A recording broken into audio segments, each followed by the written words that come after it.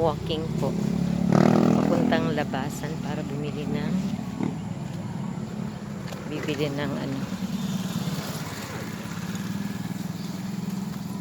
inihaw na isda. Palit og sinugbang isda para isudan sa gabi dinner. Medyo medyo lain ang panahon, kaya nag-ulan ganiha, and then naglakaw, paloobat na rin akong cellphone. 19% na lang.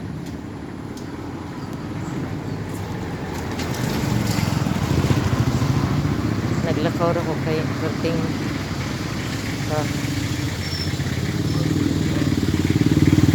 traffic, mga ka-sunshine, ka-traffic kaayo.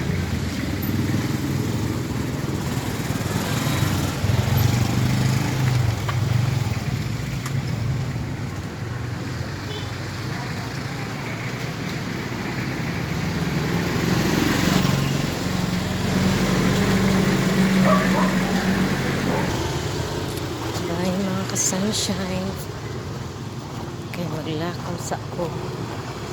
See you sa next vlog. See you sa next vlog, and God bless everyone.